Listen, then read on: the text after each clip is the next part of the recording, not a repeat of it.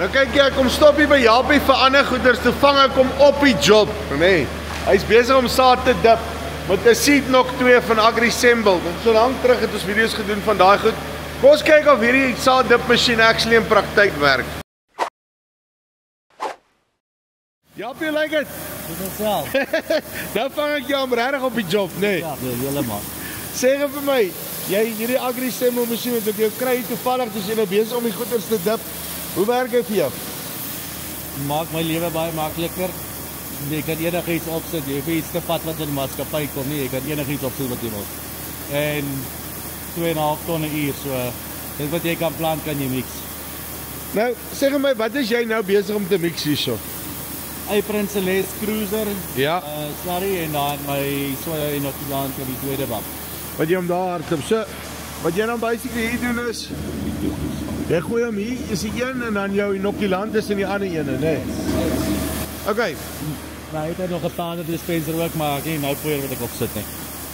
My vraag is altyd, jy weet, met die goed, op die ene uit my Lucerne sê, ja, hoe lang kan jy inoculant dip voor die tyd, en om dan nou laat staan, en nou theoretisch seker, weet jy, 2 weke of 'n week.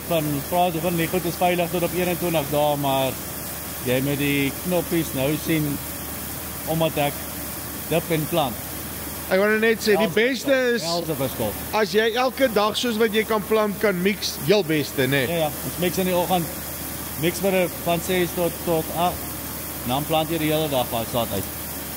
En kyk, hierso is nou, jy het sommer nou die tafbek wat daar bo af, nee, jy gekap het met die forklift, om net oopgemaak, hier is die saad wat basies hier uitkom, nog 'n tafbek, wat jy aan hierdie kant het, en,